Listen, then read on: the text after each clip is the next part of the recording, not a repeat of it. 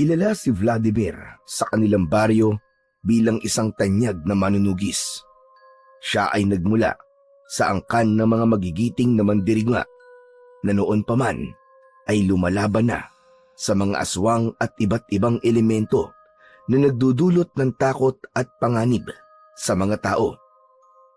Ilang beses nang napatunayan ni Vladimir ang kanyang katapangan at husay sa pakikipaglaban sa kasamaan. Mula sa pag-atake ng isang grupo ng mga aswang sa kanilang baryo hanggang sa pagtugis niya sa isang manananggal na nambibiktima sa ibang baryo at marami pang iba. Dahil doon ay maraming nais na sumunod sa yapak ni Vladimir. Kaya naman upang maging mas madali para sa lahat ang pagsasanay niya sa mga nais maging kagaya niya, ay gumawa siya ng isang hukbo sa baryo nila na siyang katulong niya sa pagprotekta sa kanilang baryo mula sa mga aswang o kung anumang uri ng kasamaan. Ngunit kung meron mang nais si Vladimir na magmana ng ginagawa niya, yun ay walang iba kundi ang nag-iisa niyang anak na si Isagani. Isang umaga, sa likod ng kubo ni na Vladimir ay naroon siya kasama ang kanyang anak na si Isagani. Hawak ng bata ang isang kahoy na espada at bahagyang nanginginig ang kamay nito. Si Vladimir naman ay nakatayo sa harapan nito na matibay ang tindig at matalim ang tingin. Hawak niya rin ang isang kahoy na espada, ngunit mas mabigat at mas matibay na sadyang ginawa upang maging kawangis ang isang tunay na espada. Muli, Isagani, huwag kang magdalawang isip. Kung umatake ako, umatake ka rin. Pero ama, ayoko pong saktan kayo. Huwag mong isipin na ako ang tatay mo.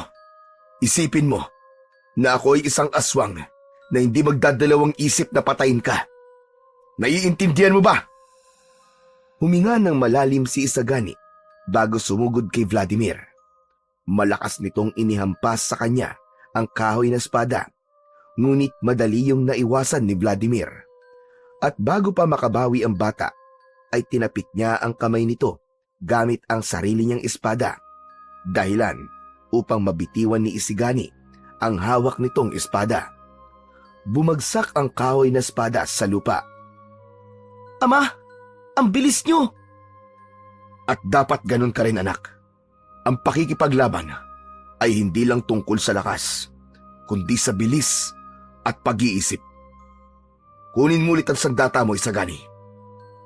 Nagmamadaling dinampot ni Isagani ang espada at mahigpit nito yung hinawakan gamit ang dalawang kamay.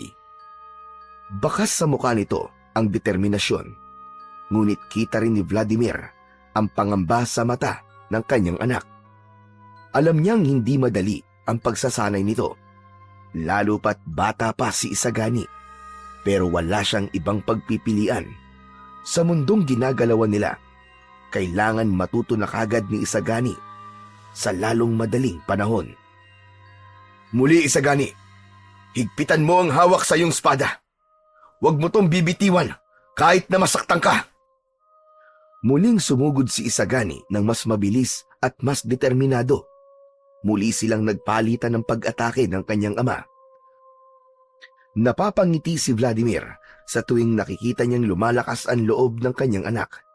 Pero isang maling galaw lang at nadaplisan ni Vladimir si Isagani sa balikat. Napaurong ito at napakagat pa sa labi. Ama, ang sakit naman nun! Huwag mong hahayaang panghinaan ka ng loob dahil sa nasaktan ka lang. Kung natatakot ka masaktan, paano ka lalaban sa mga aswang? Pero ama, hindi pa naman sila umaatake. Saka takot na silang umatake dito sa baryo natin dahil sa'yo. Baka naman po pwedeng wag na lang po ako magsanay.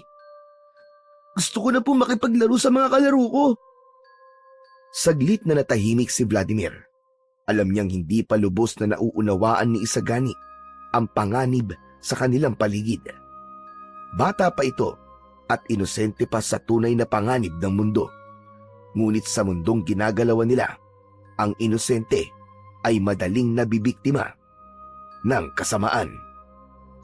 Huwag kang maging kampante, Isagani. Hindi mo alam kung kailan sila sasugod. Walang kasiguraduhan sa mundong ito. Kung gusto mo manatili tayong buhay at ligtas, ay kailangan mo matutong lumaban sa lalong madaling panahon. Ama, ito ba ang gusto ni inay para sa akin? Napalunok si Vladimir sa sinabi ng kanyang anak. Muli, dumaan sa isip niya ang imahe ni Alona, ang kanyang pinakamamahal na asawa, ang babaeng nagbigay sa kanya ng liwanag sa madilim niyang mundo. Ngunit nawala ito sa kanya sa araw na isinilang nito si Isagani. Ang gusto ng iyong ina ay lumaki kang matapang at malakas. Pero hindi natin hawak ang kapalaran, Isagani. Kaya ginagawa ko ang lahat para matiyak na makakalabang ka kapag kinakailangan. Tandaan mo, hindi palagi kasama mo ko. Darating ang panahon na mawawala ako at wala ka ng ibang masasandigan kundi ang iyong sarili lamang. Kaya mas dapat lang, anak, na mas pag-ibayuhin mo pa ang iyong pagsasanay. Tandaan mo, Isagani, hindi lang buhay mo ang ipinaglalaban ko, kundi ang buhay ng buong baryo natin. Tumingin si Isagani kay Vladimir at nakita niya ang alab sa mga mata ng kanyang anak. Muli, pumwesto ito ng tama at humanda sa laban. Ngumiti si Vladimir at ipinagpatuloy ang pagsasanay. Sa pagkakataon na yon, ay mas mabilis at mas maayos na ang paggalaw at pag-atake ng batang si Isagani. Sa tingin niya, ay malaki ang naitulong ng kanyang mga sinabi upang mas maging determinado itong maging mahusay sa pakikipaglaban. Kinagabihan, sa loob ng kanilang kubo ay tahimik na nagsasalo sina Vladimir at Isagani sa hapunan. Makikita sa lamesa ang isang mangkok ng nilagang gulay, konting tuyong isda at mainit na kanin. Tahimik si Isagani habang kumakain na parang may iniisip. Ilang beses itong sumulyap kay Vladimir na parabang may nais itong itanong. Hanggang sa tila hindi na nito napigilan ang sarili na magsalita at magtanong.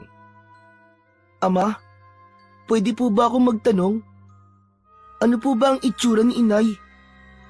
Napahinto si Vladimir sa pagsubok. Hindi niya inaasahan ang tanong na yon. Saglit niyang tinignan ang kanyang anak na ngayon ay nakatitig sa kanya at naghihintay ng kasagutan. Bakit mo naman naitanong, anak? Wala po kasi akong maalala tungkol sa kanya. Sanggol pa po ako nang nawala siya, di ba? Gusto ko lang po siyang makilala, kahit sa kwento man lang. Ang iyong ina na si Alona ay ang pinakamabuting babaeng nakilala ko. Siya rin ang pinakamaganda. Mahaba ang buhok niya na kulay itim at ang mga mata niya ay gaya ng sayo, bilugan din. Maganda po ba siya? Tulad ng sinabi ko, napakaganda niya, Isagani. Pero ang higit na nagpatingkad sa kagandahan niya ay ang kanyang kabutihan. Mabait siya at mapagmahal at kaya niyang gawing magaan ang anumang problema. Napabuntong hininga si Vladimir at agad na ibinalik ang tingin sa kanyang anak. Mahal na mahal ka niya, Isagani.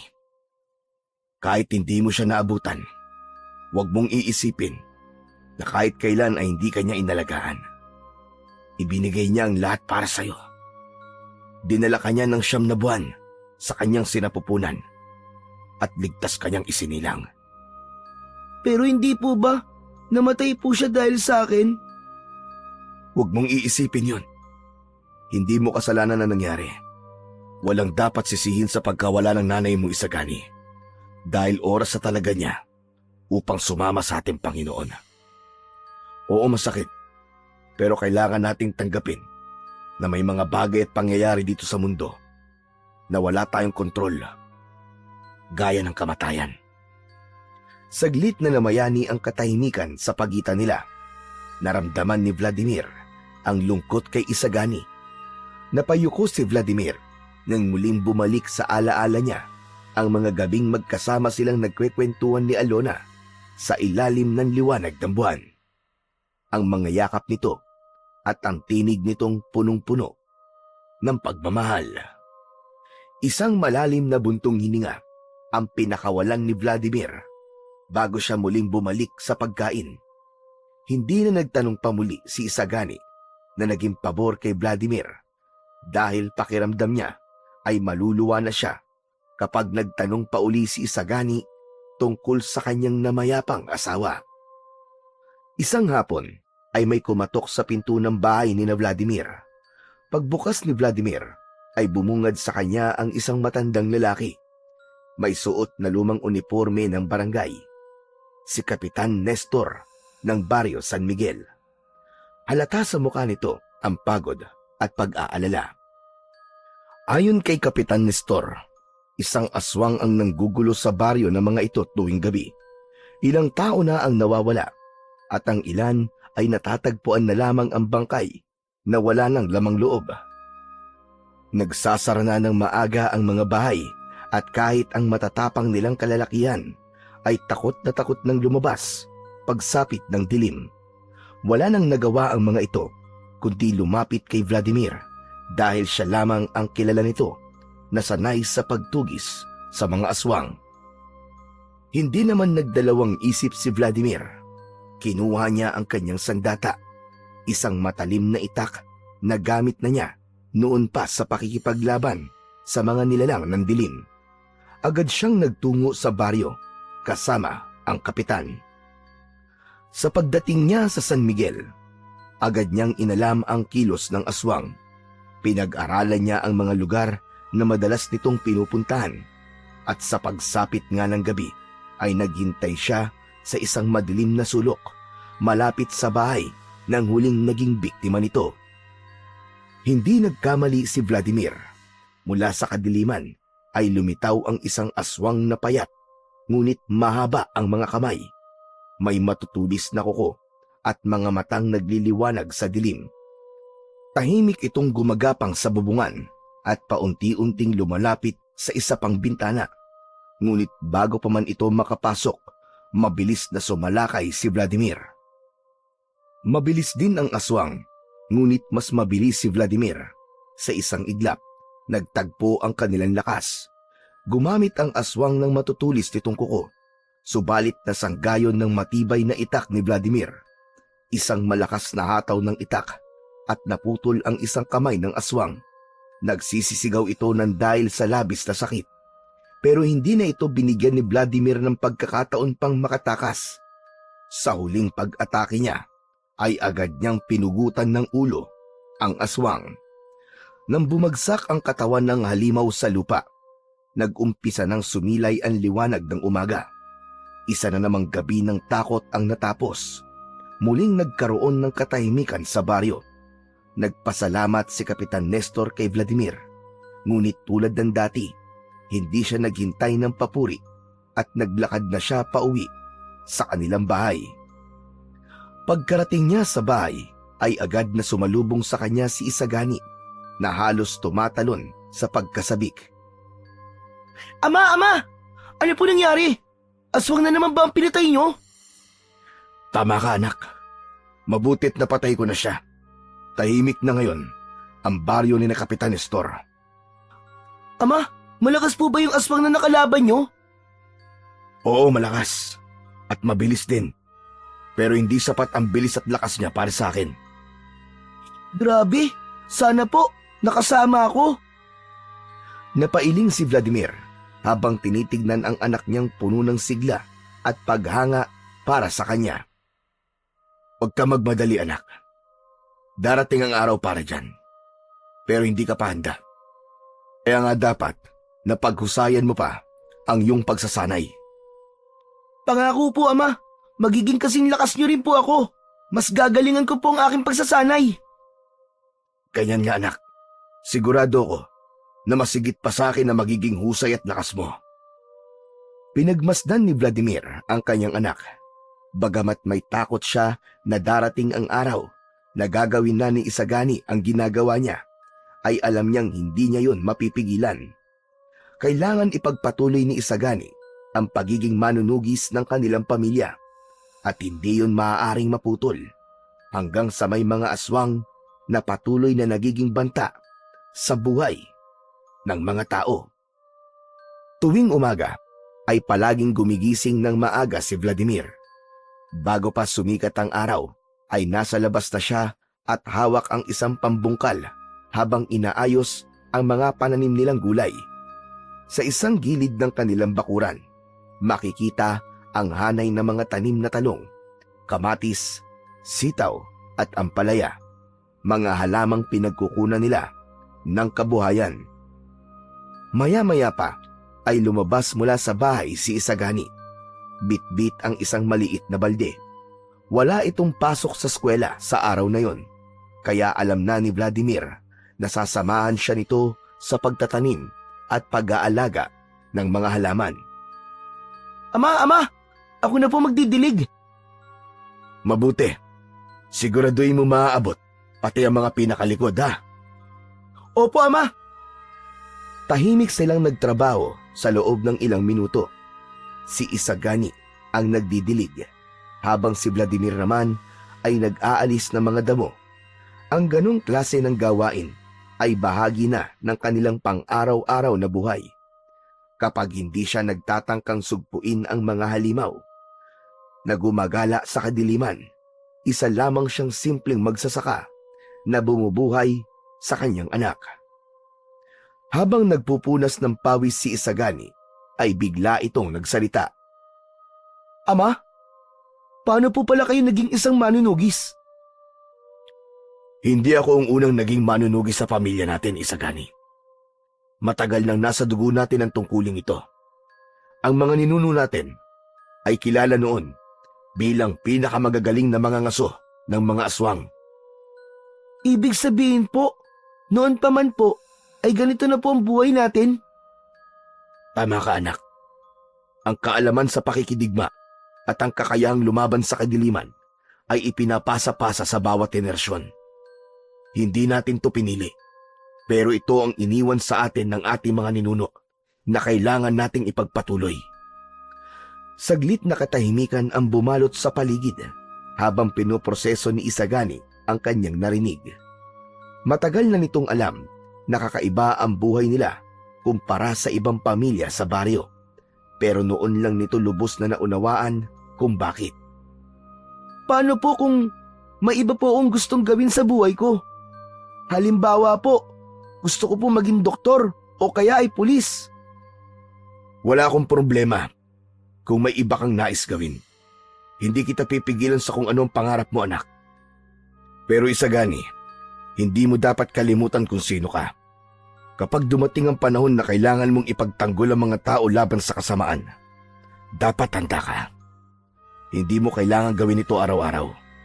Pero kapag dumating ang sandali na walang ibang tatayo upang lumaban, dapat ikaw ang maging tagapagtanggol ng mga tao laban sa mga aswang. Isang malalim na buntong hininga ang pinakawalan ni Isagani.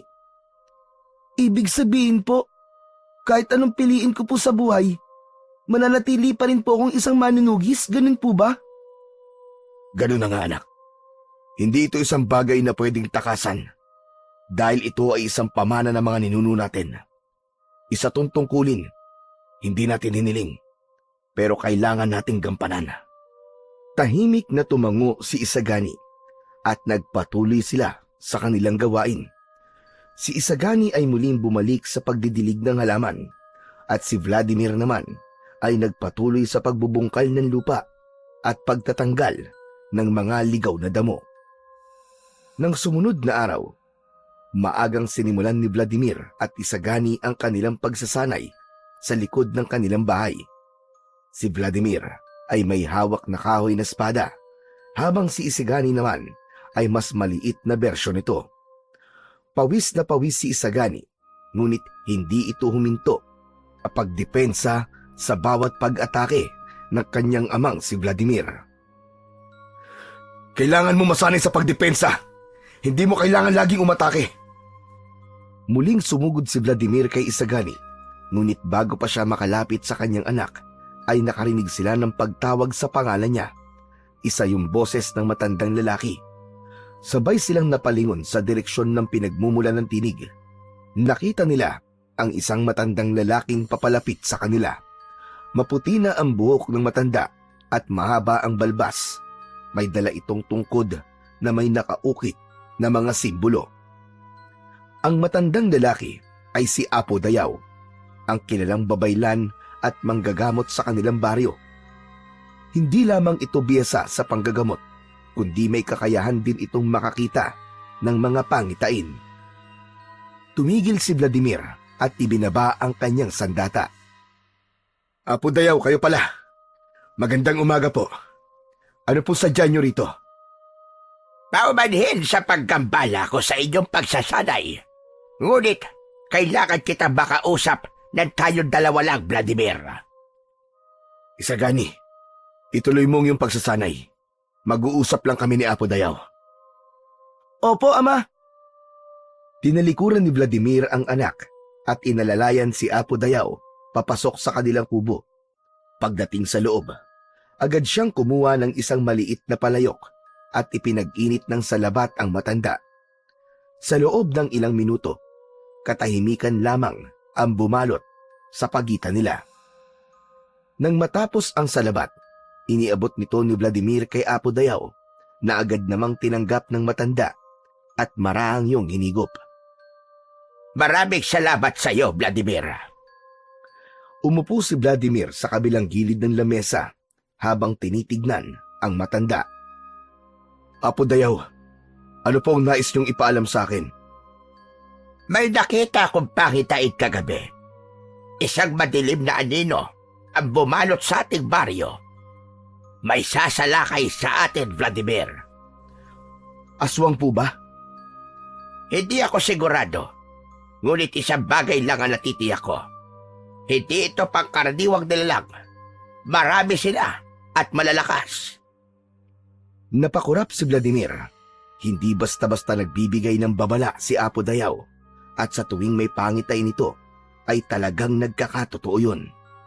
Minsan na nitong nakita ang kamatayan ng kanyang asawa noon at nang sinubukan nilang iwasan ang kapalaran ay huli na ang lahat. Kung ganun, Apo Dayaw, kailangan po nating maganda. Kausapin mo ang mga kalalakihang sinasanay mo. Dapat ay maging handa tayo bago pa dumating ang unos na yon. Yun nga po ang gagawin ko, Apo Dayaw. Pero mag-iingat ka, Vladimir. Ang mga aninong paparating ay mas mapanganib kaysa sa dati mong hinarap. Malakas ang pakiramdam ko. Sa'yo sila may pakay. Huwag po kayong mag-alala, Apo Dayaw. Ako na po ang bahala. O siya, kung gano'n ay magpapaalam na ako. Naway palagi tayong gabayan ng ating lumikha. Tumango si Vladimir, ngunit hindi niya maitagong bumigat ang kanyang pakiramdam. Pagkalipas ng ilang minuto, ay umalis na si Apo Dayaw at lumabas ng kubo. Naiwan si Vladimir sa loob na nakatitig sa kawalan. Alam niya na kung anuman ang nakita ni Apo Dayaw sa pangitain nito, ay sigurado siya na hindi niya yun dapat baliwalain. Matapos umalis ni Apo Dayaw, ay hindi na nag-aksaya ng oras si Vladimir. Agad siyang lumabas ng kubo at binalikan si Isagani na kasalukuyang abala sa pagsasanay. Pinagmamasdan niya ang anak na walang humpay sa paghampas gamit ang kahoy na espada. Nang maramdaman ni Isagani ang presensya ni Vladimir, ay agad itong tumigil at lumingon sa kanyang ama. Ama, tapos na po kayo mag-usap ni Apo Dayaw? Oo, anak. Pero kailangan ko munang umalis. May kailangan lang akong gawin. Saan ka po pupunta, Ama? Mamaya ko na ipapaliwanag pagbalik ko. Ituloy mo lang ang pagsasanay mo, Isagani. Bagamat may pagtataka, ay tumango na lamang si Isagani.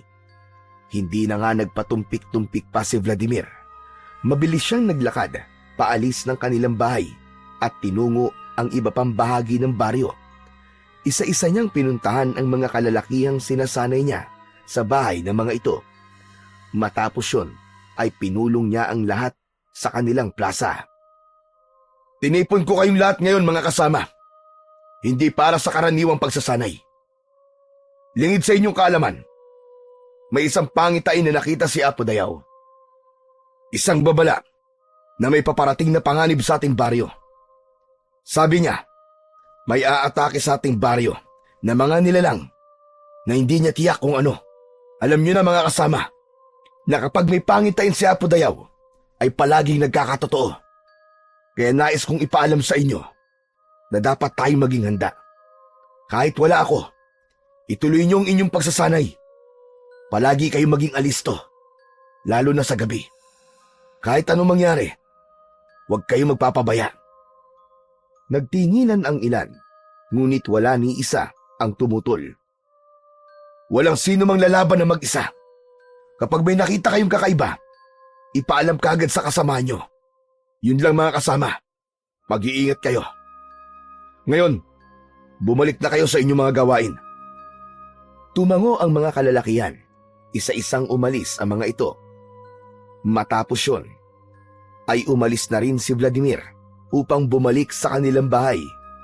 Habang naglalakad pa uwi, ay naramdaman niya ang bigat ng responsibilidad sa kanyang balikat.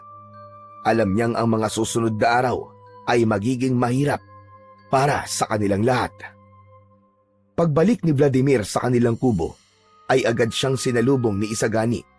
Sumabay ito sa paglalakad sa kanya hanggang sa umupo siya sa isang mahabang upuan na nasa gilid ng kubo. Tumabi si Isagani sa kanya. Ama, saan ka po galing? Ano pong ginawa niyo at bigla po kayong umalis? Isagani, nagkaroon kasi ng pangitain si Apo Dayaw. Sinabi niya sa akin na may darating na panganib sa ating baryo. Hindi niya alam kung kailan, pero kailangan namin maging handa. May mga nilalang na hindi niya matukoy na sasalakay dito sa baryo. Kung ganun, ano pong gagawin natin, Ama? Kinausap ko na ang mga kalalakihan dito sa baryo. Nagbilin ako sa kanila na magpatuloy sila sa kanilang pagsasanay at maging mapagmatsyag lalo na sa gabi. Mamaya, pupunta rin ako kay Kapitan upang mabigyan ng babala ang buong baryo. Ibig sabihin po ba nito, makikipaglaban na rin po ako, Ama? Tinitigan ni Vladimir si Isagani. Alam niyang matagal nang inaasam ng anak niyang makasama ito sa isang laban. Hindi pa, Isagani. Hindi ka pa handa. Kailan po ako magiging handa, Ama? Hindi ba? Ang tagal na po natin nagsasanay. Muling natigilan si Vladimir. Hindi niya maaaring sabihin ang totoong sagot na siya mismo ang hindi handa para sa anak niyang si Isagani. Hindi niya matanggap ang ideyang itutulak niya ang anak sa panganib, kahit pa alam niyang yun ang tadhana nito. Ako magsasabi, Isagani, kung kailan ka na maaaring makipaglaban. Sa ngayon, ay magpatuloy ka na lang sa pagsasanay mo. Nakita ni Vladimir ang bahagyang pagkadismaya sa mukha ng kanyang anak, pero hindi na ito kumibo. Alam niyang gusto nitong patunayan ang sarili, pero hindi niya hahayaang sumabak ito sa panganib nang hindi pa sapat ang kahandaan nito.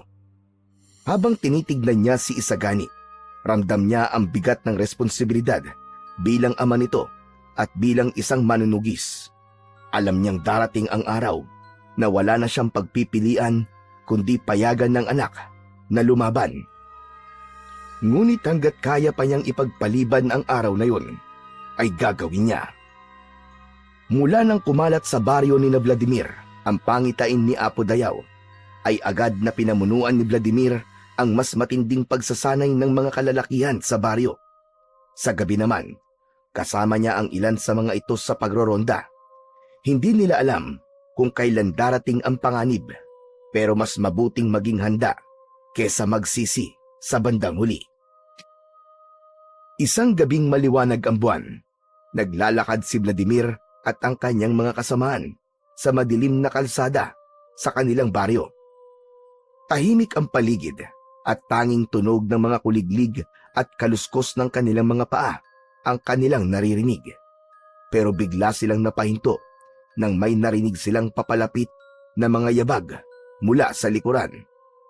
Paglingon ni Vladimir, nakita niya si Isagani na hingal habang hawak ang espadang kahoy nito. Isagani anak, anong ginagawa mo rito sa labas? Ama, sasama po ako sa inyo sa pagroronda ngayong gabi. Nagkatinginan ang mga kasamahan ni Vladimir. Nakita ng mga ito na determinadong sumama ang bata. Pero agad na lumapit si Vladimir sa anak at marahang hinawakan ito sa balikat.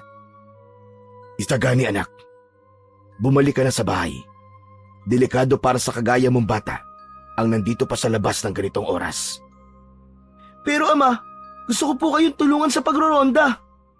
Huwag nang matigas ang ulo mo anak. Sige na, bumalik ka na sa bahay. Handa na po akong lumaban, ama. Ano po ba ang silbi ng pagsasanay ko kung hindi ko naman magagamit?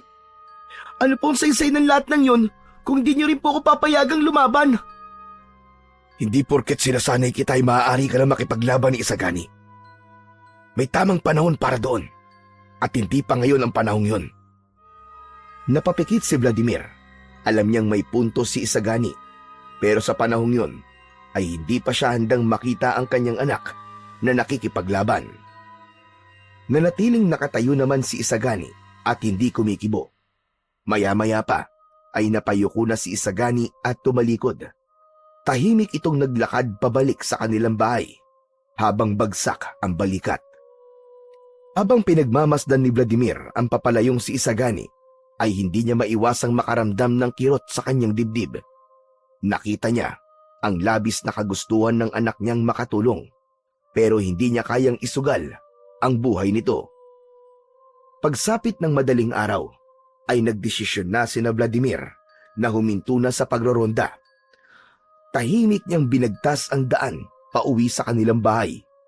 May kung anong bigat sa kanyang dibdib habang iniisip ang nangyari kanina, lalo na ang pagkadismaya ni Isagani matapos niyang hindi ito payagang sumama sa kanila. Pagdating niya sa kanilang kubo, ay nakita niya si Isagani na nakaupo sa may labas. Hindi man ito sabihin, alam niyang nagtatampo ang bata.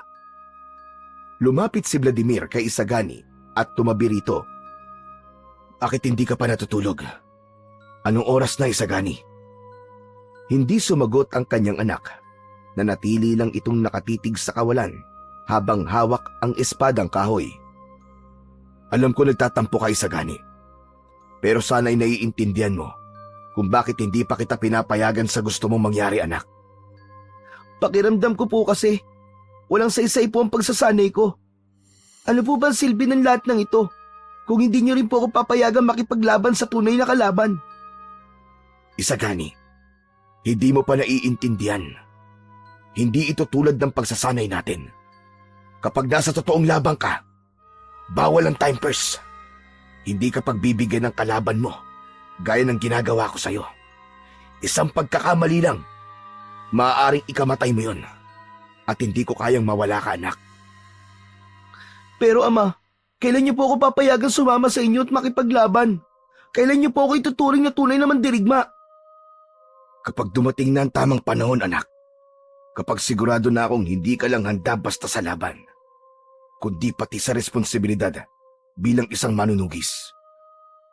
Ang pagiging isang manunugis ay hindi simpleng bagay, Isagani. Isa itong tungkulin na kailangan yakapin ng buong buo. Hindi lang dahil gusto mo, kundi dahil handa kang isakripisyo ang sarili mong buhay para sa iba. Pero paano po kung hindi ako kailanman maging handa sa paningin niyo? Paano kung hindi niyo ako kayang payagan kahit kailan? Natigilan si Vladimir. Totoo, hindi niya alam kung kailan niya matatanggap na ang kanyang anak ay magiging bahagi na ng digmaan. Napangiti si Vladimir ng bahagya at marahang ginulo ang buhok ng anak. Huwag kang mag-alala, anak. Kapag dumating na ang araw na handa ka na, ako mismo magbibigay sa iyo ng tunay na espada. Sa ngayon, ay magsanay ka na lang muna na maigi. Muling natahimik si Isagani. Ramdam pa rin ni Vladimir na hindi pa rin nawala ang tampo nito. Makalipas ang ilang sandali, tumayo si Vladimir at marahang hinaplos ang ulo ng anak. Tara na, matulog na tayo, anak, at may mahaba pa tayong pagsasanay bukas.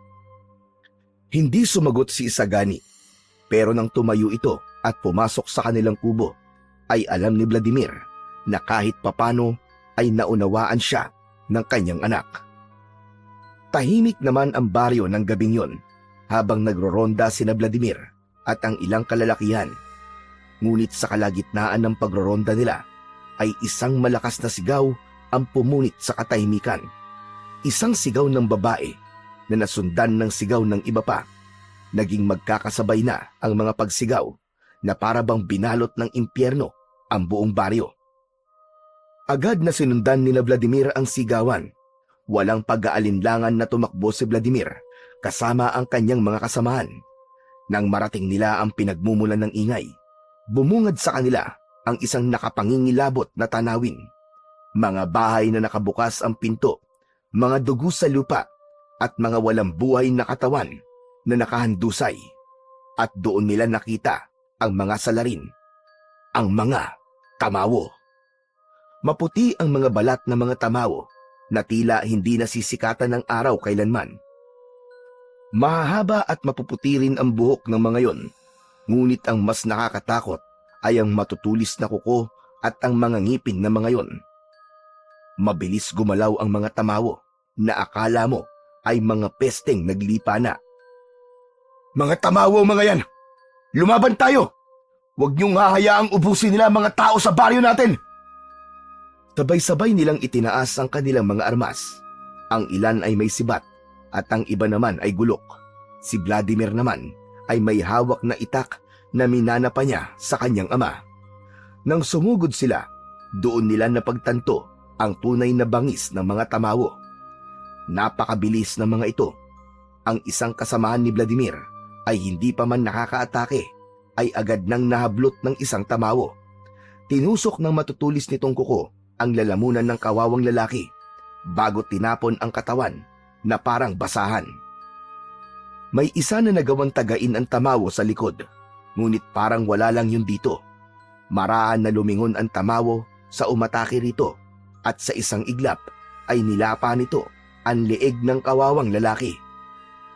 Huwag kayong magpapatalo mga kasama! Gamitin niyo ang mga tinuro ko sa inyo! Narinig ni Vladimir ang mga hiyawan ng kanyang mga kasama habang isa-isang bumabagsak ang mga ito. Tinaga ni Vladimir ang dibdib ng isang tamawo, ngunit hindi yun naging sapat para mapatay niya ito. Nagkalat na ang bangkay ng kanyang mga kasamahan. Ang ilan ay sugatan at duguan na, pero patuloy pa ring lumalaban. Si Vladimir mismo ay may sugat na rin sa balikat at may daplis sa pisngi. Alam niyang hindi nila kaya ang laban.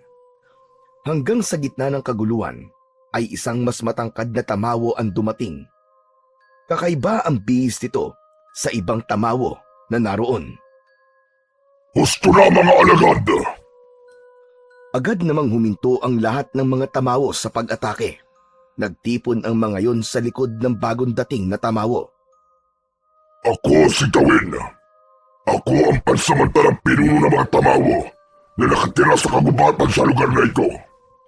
Hindi namin nais na ubusin kayong lahat ngayong gabi. Ngunit kung hindi niyo susundin ang aming kahilingan, ay patuloy na dadanak ang dugo sa baryo na ito. Anong ibig mo sabihin? Anong kahilingan na sinasabi mo? Isuko niyo sa amin ang isang batang nagngangalang Isagani. Sa pangatlong gabi ay babalik kami. Kung hindi niyo siya isusuko, lahat kayo ay mamamatay. Ang ipinakita namin sa inyo ngayong gabi ay wala pa sa lakas na meron kami. Kaya alam niyo na ngayon kung ano ang mangyayari sa inyo sa oras na hindi niyo maibigay ang aming kahilingan. Sa isang kumpas lang ng kamay ni Tawen ay sabay-sabay na umalis ng mabilis ang mga tamawo. Nang mawala na ang mga yon, ay natulala si Vladimir. Nanginginig ang kanyang kamay habang mahigpit na hawak ang kanyang itak. Sigurado siya na ang batang si Isagani na tinutukoy ni Tawen ay ang kanyang anak, dahil alam niya na ito lamang ang may ganoong pangalan sa lugar nila. Ang ipinagtataka lang niya ay kung bakit nais na makuha ng mga tamawo ang kanyang anak. Matapos may masmasan ni Vladimir, ay malalaki ang mga akbang na nagtungo siya sa bahay nila. Pagpasok niya sa kanilang kubo, ay nakita niya si Isagani na nasa isang sulok habang yakap ang sarili. Nanginginig ito sa labis na takot. Alam ni Vladimir na narinig dito ang sinabi ni Tawen. Mabilis na nilapitan ni Vladimir si Isagani at marahan niyang inilagay ang isa niyang kamay sa balikat nito. Nang maramdaman ni Isagani ang presensya ng kanyang ama, ay agad itong yumakap ng mahigpit sa kanya. Ama, ako ba ang hinahanap ng mga tamawo? Ibibigay niyo po ba ako sa kanila, Ama?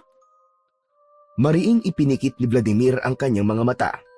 Hindi niya kayang isipin ang posibilidad na mawawala sa kanya ang kanyang anak. Hinawakan niya ang magkabilaang pisngi ni Isagani at tinitigan ito sa mata. Hindi, anak. Hindi kita ibibigay sa kanila. Kahit na anong mangyari.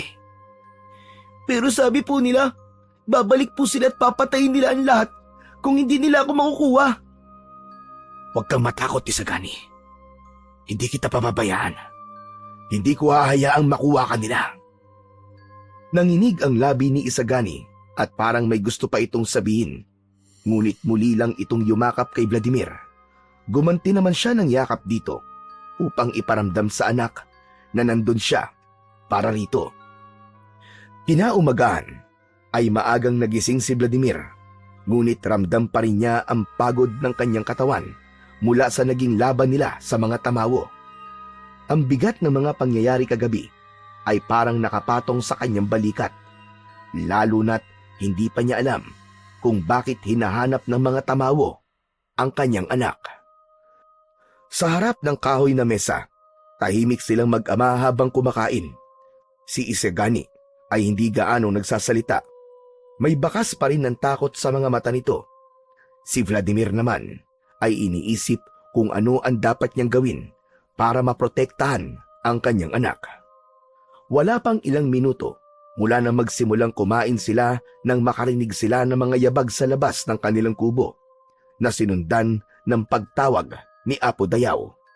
Pinapasok na ito ni Vladimir at pinaupo sa kanilang hapagkainan. Magandang umaga sa inyong mag-ama. Kahit alam ko na walang maganda sa umagang ito dahil sa nangyari kagabi. Magandang umaga rin po, Apo Dayaw. Kumain na po muna kayo. Sige na, busog pa ako, Vladimir. May mahalaga lang ako sasabihin tungkol sa nangyari kagabi. Sigurado kung si Isagani ang hinahanap ng mga tamawo. Biglang bumilis ang tibok ng puso ni Vladimir. Alam niya na ang bagay na yon, pero iba pa rin ang pakiramdam nang marinig niya yon mula kay Apo Dayaw. Bakit po, Apo Dayaw? Ano po ang kailangan nila sa aking anak? Hindi ko alam ang sagot niyan, Vladimir. Pero isa lang ang sigurado ko. Hindi mo dapat ibigay si Isagani sa kanila. May masama akong kutob. May plano silang hindi maganda kay Isagani. Kahit ano pong mangyari, Apo Dayaw, hindi nila makukuha ang aking anak.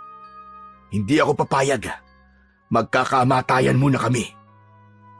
Nandito rin ako, Vladimir, para ipaalam sa'yo na kagabi ay nagkaroon na naman ako ng isang pangitain. Naramdaman ni Vladimir ang paggapang ng kilabot sa buo niyang katawan. Apo Dayaw, ano po nakita niyo? Mas maraming dugo ang dadanak sa baryo natin. Mas maraming buhay ang kukunin ng mga tamawo. At sa dulo ng pangitain ko, nakita kong tinatangay nila si Isagani. Hindi ko po hahayaan na mangyari yan, Apo Dayaw. Hindi nila makukuha si Isagani. Kailangan maging handa ka, Vladimir. Hindi natin alam kung ano talaga ang pakay nila sa anak mo. Pero sigurado kong yun ay hindi maganda. Natahimik si Vladimir matapos nilang marinig ang babala ni Apo Dayaw. Ramdam pa rin niya ang bigat ng sinabi ng matanda. Alam niyang hindi niya maaaring baliwalain ito, lalo na't lahat ng pangitain nito ay nagkakatotoo. Wala tayong laban sa mga tamawo, Vladimir. Hindi dahil marami sila, kundi dahil Kakaiba ang taglay nilang lakas. Tama po kayo, Apo Dayaw. Naramdaman ko rin po yung kagabi. Nakalaban na ako ng maraming tamaw noon. Pero hindi pa po ako nakakatagpo na kasing lakas at bilis nila. Parang hindi po sila pangkaraniwang tamawo. Kahit ikaw, Vladimir, ay walang laban sa kanila. Kahit pa ikaw ang pinakamalakas na manunugis na nakilala ko. Natahimik muli si Vladimir. Alam niyang may katotohanan ang sinabi ng matanda. Hindi niya rin matanggihan ang katotohanan sa unang pagkakataon ay nakaramdam siya ng panghihina sa isang laban. Pero may alam akong paraan upang matalo mo sila. Napataas ang kilay ni Vladimir. Bagamat sanay siyang lumaban gamit ang kanyang sariling lakas at kakayahan, hindi niya itatakwil ang anumang paraan upang maprotektahan ang kanyang anak na si Isigani. Anong paraan po ang tinutukoy niyo, Apo Dayaw? Sabihin niyo sa akin. Nais kong tayong dalawa lamang ang magkausap tungkol sa bagay na to. Agad namang nakuha ni Vladimir ang nais iparating ni Apo Dayaw. Tumango siya at lumingon kay Isagani. Sagani, lumabas ka muna, anak. May pag-uusapan lang kami ni Apo Dayaw. Bagamat nag-aalangan, ay tumango si Isagani at agad na tumayo. Bago lumabas ng kubo, sandali itong tumingin kay Vladimir, na waring nagtatanong ito kung ayos lang siya. Ngumiti si Vladimir upang iparamdam dito na wala itong dapat na ipag-alala. Nang tuluyang makalabas si Isagani, ay sakalang nagsalita muli si Apo Dayaw. Ang sasabihin ko sa iyo ngayon, Vladimir, ay isang lihim na matagal ko nang itinatago at hindi ko alam kung handa kang tanggapin ito. Kung yan lang po ang tanging paraan para maprotektahan ko si Isagani, kahit na ano pa po yan, Apo Dayaw, ay gagawin ko. Nagtagal ng ilang sandali ang katahimikan sa loob ng kubo. Tila tinatansya ni Apo Dayaw kung dapat na ba niyang sabihin ang nalalaman niya. Ngunit sa huli, malalim siyang bumuntong hininga at tumingin kay Vladimir. Ano pong paraan ang sinasabi niyo, Apo Dayaw? Mataman siyang tinapunan ng tingin ng matanda bago ito tumango. Kapusod ng kagubatan dito sa ating baryo ay may isang yungib. Walang karaniwang nilalang ang nangangahas na pumunta roon. Dahil ang nagbabantay sa loob nun ay hindi basta-bastang espiritu. Isa itong itim na espiritu. Isang demonyo. No? Isang demonyo, Apo Dayaw? Tama ka. Ang demonyong yon ay may hawak na isang mutya ng kadiliman. Kung makukuha mo yon, Vladimir, magbibigay ito sa iyo ng kakaibang lakas. Lakas na kahit ang pinakamalakas na aswang ay katatakutan ka. At ano naman po ang kapalit na kailangan kong ibigay para makuha ang mutyang yun? Walang nakaalam, Isagani. Maging ang lolo ko na minsang nagsabi sa akin ito ay hindi rin alam kung ano ang kapalit. Hindi niya sinubukan sapagkat hindi siya sigurado kung kakayanin niyang kontrolin ang mutya na galing sa isang demonyo. Saglit na katahimikan ang bumalot sa pagitan nila. Naisip ni Vladimir ang panganib na maaaring idulot ng itim na kapangyarihan. Sanay siyang lumaban gamit ang sarili niyang lakas at ang mga kasanayang natutunan niya bilang isang manunugis. Ngunit ang bagay na yon ay ibang usapan na. Hindi maaari, Apo Dayaw. Parang hindi ko kayang gumamit ng itim na kapangyarihan. Naiintindihan kita, Vladimir. Ngunit ito lamang ang naisip kong paraan upang matalo mo ang mga tabawo at maprotektahan ang iyong anak na si Isagani. Walang ibang may kakayahang gawin ito kundi ikaw lamang. Naniniwala ako sa kakayahan mo na makontrol ang isang kapangyarihan kahit galing pa ito sa masama. Napabuntong hininga si Vladimir. Alam niyang may punto si Apo Dayaw. Ramdam pa rin niya ang pagkatalo nila kagabi at ang kawalan niya ng laban sa malalakas na mga tamawo. Ipinatong ni Apo Dayaw ang isang luma at bahagyang lukot na papel sa lamesa. Ito ang mapa kung paano mo matatagpuan ang yungib. Pag-isipan mo itong mabuti, Vladimir. Pero huwag mong tagalan ang pag-iisip dahil malapit nang bumalik ang mga tamawo at sigurado ko sa pagbabalik nila ay mangyayari na ang nakita ko sa aking pangitain. Sana'y magawa mo maiba ang mangyayari sa gabi na yon. Marahang kinuha ni Vladimir ang papel, ngunit hindi niya yon binuksan. Bago tuluyang tumayo si Apo Dayaw, ay napatingin muna ito sa mesa at muling tumingin kay Vladimir na may bahagyang ngiti sa labi. Vladimir, maaari bang ipagbalot mo naman ako ng daing na bangus at sinangag? Teka, akala ko po ba busog pa kayo?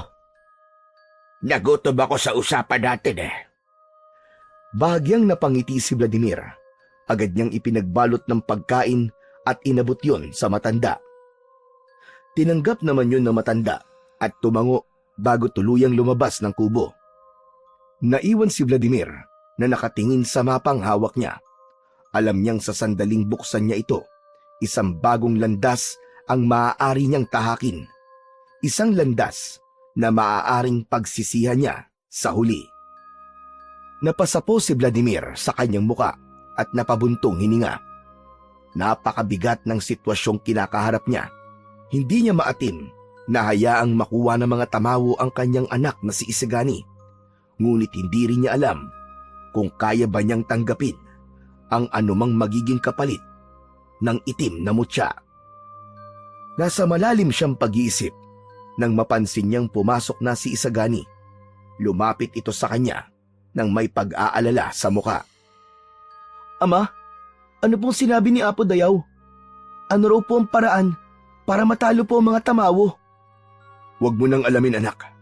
Hindi rin naman epektibo ang estratehiyang sinabi niya sa akin. Pero paano po natin sila lalabanan, Ama? Alam po natin ngayon na ako po ang hinahanap nila.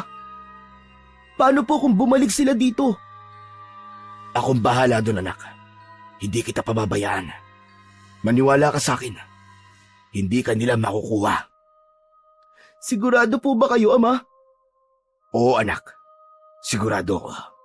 Pinapangako ko sa iyo. Nanatiling tahimik si Isagani ng ilang sandali. Ngunit ramdam ni Vladimir na marami pa itong gustong itanong. Sa loob-loob niya, umasa siyang hindi na kailangan dumating sa puntong kakailanganin niyang gawin ang hindi niya kayang ipaliwanag sa anak niya. Ngunit kung yun lang ang tanging paraan upang mailigtas si Isagani, ay baka isugal na lang niya ang sarili niyang kaluluwa sa kampon ng kadiliman. Inagabihan, sa loob ng kubo, ay nakahiga si Vladimir sa kanilang papag habang nakatitig sa kisame na gawa sa pinagtagpi-tagping kawayan. Hindi niya magawang ipikit ang mga mata dahil patuloy niyang iniisip kung dapat ba niyang gawin ang suwestyon ni Apo Dayaw na kunin ang mutya ng kadiliman. Napakuyom ng kamao si Vladimir. Hindi niya kailanman naisip na darating siya sa puntong mapipilitan siyang isaalang-alang ang paggamit ng kapangyarihang hindi niya nauunawaan at nanggaling pa sa kadiliman. Nakita at naramdaman niya mismo kagabi kung gaano kalakas ang mga tamawo. Hindi niya kayang makipagsabayan sa bilis at lakas ng mga yon. Lumingon si Vladimir sa kanyang anak na mahimbing nang natutulog sa tabi niya. Payapa ang mukha ni Isagani na parang walang kamalay-malay sa panganib na nag-aabang sa kanila. Pumikit si Vladimir. Mabigat ang paghinga niya. Alam niyang mali ang gagawin niya. Alam niyang maaaring ikapahamak niya ang desisyong yun. Pero nang sandaling yun, ay mas matimbang sa kanya ang kaligtasan ng mas nakararami, lalo na ni Isagani. Makalipas ang ilang sandali, ay marahang bumangon si Vladimir mula sa papag. Kinuha niya sa ilalim ng banig ang mapa na iniwan ni Apo Dayaw. Binuksan niya yun at pinag-aralan saglit. Tumayo siya at kinuha ang kanyang itak na nasa kaluban at isinakbit niya yon sa kanyang bewang. Sinindihan niya ang lampara at pansamantala yung ipinatong sa mesa. Humakbang siya papalapit kay Isagani at saglit na pinagmasdan ang mukha nito. Puno ng pangamba ang kanyang dibdib. Hindi niya alam kung babalik siyang kapareho pa rin ng Vladimir na kilala ng kanyang anak. Inilapit niya ang labi sa noo ni Isagani at bahagyang hinaplos ang buhok nito. Tawarin mo ko, anak. Pero kailangan ko tong gawin para sa'yo. Pagkatapos nun ay tumalikod na si Vladimir at tahimik niyang binuksan ang pinto ng kubo at lumabas sa madilim na gabi. Tahimik niyang isinara ang pinto at walang lingon-lingon na sinimulan ang paglalakbay patungo sa pusod ng kagubatan, patungo sa yungib ng itim na espiritu. Makalipas ang ilang minuto, ay narating ni Vladimir ang loob ng kagubatan at ang tanging nagbibigay liwanag sa kanyang daraanan ay ang lamparang hawak niya sa kaliwang kamay. Tahimik niyang tinahak ang makitid na daan habang sinusuri ang mapa ni Apo Dayaw. Alam niya ang kagubatan sa palibot ng baryo. Dahil noon ay madalas siyang mangaso, ngunit ang landas na tinuturo ng mapa ay hindi niya kailanman nadaanan noon pa man. Habang palalim siya ng palalim sa gubat, unti-unting nagbago ang paligid. Ang mga puno ay naging mas matataas at ang mga sanga at dahon ay humaharang na sa liwanag ng buwan. Ang mga dahon sa ilalim ng kanyang mga paa ay hindi lamang basta tuyo. Parang may kakaibang lagkit na tila sumisipsip ng init ng kanyang katawan. Nang makarating si Vladimir sa isang mabatong burol, ay nakita niya ang isang siwang sa pagitan ng malalaking bato na napagtanto niya na yun na ang kuweba o yungib na tinutukoy sa mapa. Tumigil siya sa harapan ng madilim na lagusan at tinitigan yun ng mabuti. May kakaiba siyang nararamdaman. Parang may malamig na hangin na nagmumula sa loob na tila gumagapang sa kanyang laman at sumisiksik sa kanyang mga buto. Pakiramdam ni Vladimir ay may isang bagay na nakatingin sa kanya mula sa loob ng kuweba. Hindi niya ito nakikita, pero ramdam niya ang presensya nito. Mabigat, nakakapasong malamig, at puno ng negatibong enerhiya. Humigpit ang hawak niya sa itak at isang malalim na buntong hininga ang kanyang pinakawalan. Itinaas niya ang gasera upang maliwanagan ang madilim na lagusan. Alam ni Vladimir na isang bagay na lang ang kailangan niyang gawin at yun ay ang pumasok sa loob ng kuweba. Walang pagdadalawang isip na pumasok na nga si Vladimir sa kuweba at agad niyang naramdaman ang bigat sa kanyang dibdib. Maging ang hangin ay mabigat na nagpapabagal sa bawat takbang niya. Tumambad sa kanya ang makikitid at matatarik na batuhan. Maingat siyang naglakad at siniguro niyang hindi siya madudulas sa basang mga bato. Maya-maya pa, narinig niya ang banayad na lagaslas ng tubig. Saglit na napahinto si Vladimir. Sa harapan niya ay isang bahagi ng kuweba na may palubog na daanan na puno ng tubig. Hindi niya alam kung gaano yun kalalim, pero wala siyang ibang magagawa kundi lumusong. Dahan-dahan siyang lumusong sa tubig at agad na gumapang sa buong katawan niya ang lamig. Nang umabot na ang tubig sa bewang niya, ay napakapit siya ng maigpit sa kanyang gasera at itak. Patuloy siyang naglakad patungo sa kabilang bahagi. Nang marating niya ang kabilang dulo, ay agad siyang umahon sa tubig. Habang naglalakad si Vladimir, ay napansin niyang mas lalo pang lumalamig ang paligid. Ang amoy ng kuweba ay nagbago. Hindi na amoy lupa o tubig, kundi amoy ng nabubulok na karne at sinunog na kahoy. At sa dulo ng kuweba ay may isang nilalang ang nakatayo. Nakatakip ito ng isang itim na telang bumabalot sa buong katawan nito. Nakatalikod ang nilalang kay Vladimir. Ikaw bang itim na spirito sa kuwebang ito? Matagal na kitang hinihintay, Vladimir. Alam kong darating ka ngayong gabi. Nais ko munang magpakilala sa'yo. Tawagin mo na lang ako sa pangalan na Baal. Sa paglingon ni Baal, hindi isang tao ang nakita ni Vladimir, kundi isang makapal na usok na hugis tao. Meron itong mapupulang matang kumikislap sa dilim na parang 2 bolang apoy. Napalunok si Vladimir. Sa kabila naman ng kilabot na nararamdaman niya, ay hindi siya umatras. Nais kong kunin ang mutya ng kadiliman. Sigurado ka ba sa iyong nais?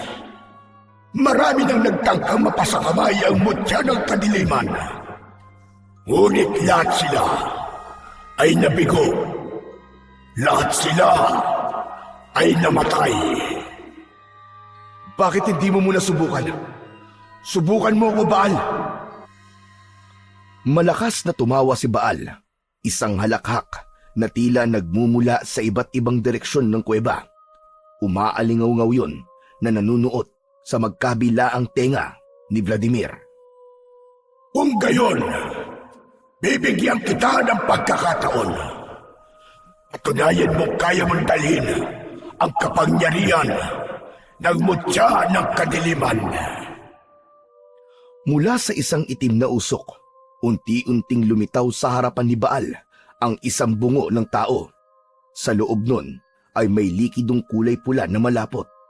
Sa unang tingin ay alam na kagad ni Vladimir na yun ay dugo. Iniabot ni Baal ang bungo kay Vladimir. Inumin mo ito. Ano ito? Ito ang aking dugo. Kung nais mo talaga ang mutya ng kadiliman, kailangan mong sundin ang lahat ng ipag-uutos ko. Tinignan ni Vladimir ang bungo. Umaalingasaw ang malansang amoy ng dugo. Napalunok muna siya bago niya kinuha ang bungo mula kay Baal. Nang idikit niya ito sa kanyang labi, ay naramdaman niya ang init ng likido. Napagtanto niya na ang dugong yun ay sariwa pa. Alam ni Vladimir na wala siyang pagpipilian, kaya't pumikit siya at ininom ang dugo na nakalagay sa bungo. Malapot yun. Malansa na may kasamang pait ang lasa. Gumapang ang dugo sa lalamunan niya. Pakiramdam niya ay may buhay yung gumagapang sa loob ng kanyang katawan. Nang maubos ni Vladimir ang dugo, ay bigla siyang napaluhod.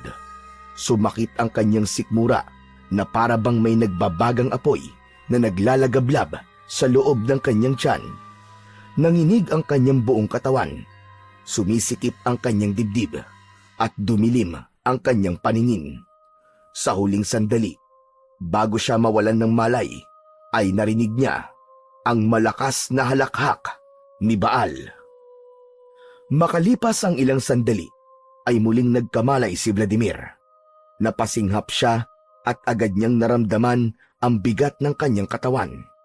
Pakiramdam niya ay para siyang kinain at muling isinuka ng kadiliman. Dahan-dahan niyang iminulat ang kanyang mga mata. Naroon pa rin siya sa loob ng kuweba at sa harapan niya ay nakatayo pa rin si Baal. Ngumisi si Baal, isa yung nakakatindig balahibong anyo ng kasiyahan. Binabati kita, Vladimir. Nalagpasan mo ang unang pagsubok. Napahawak si Vladimir sa kanyang dibdib. Pakiramdam niya ay may mainit na enerhiya na patuloy na dumadaloy sa kanyang ugat. Tumayo siya at tinignan si Baal. Ano nangyari? Ano nangyari sa akin? Iilan lamang ang muling nagigising matapos inumin ang dugo ng pagkilala. Marami ang hindi nagising. Ang ilan ay natuyo na lamang. Ang iba naman ay tuluyang nilamon ng kadiliman. Ngunit ikaw ang bukod tanging nagtagumpay. Ano nang susunod kong gagawin, Baal? Sabihin mo na para matapos na ito. Vladimir, bago ko ipagkaloob sa iyo ang mutya ng kadiliman, nais kong itanong sa iyo Bukal ba sa puso mo ang pagtanggap nito? Oo, bukal sa puso kong pagtanggap sa mutya ng kadiliman. Matapos niya yun sabihin, ay biglang umihip ang malamig na hangin sa loob ng kuweba. Napangiti si Baal. Kung gayon, sa oras na pumasok sa katawan mo ang mutya ng kadiliman, kailangan mong tumakbo palabas na kuweba. Bakit, Baal? Sabihin mo sa akin.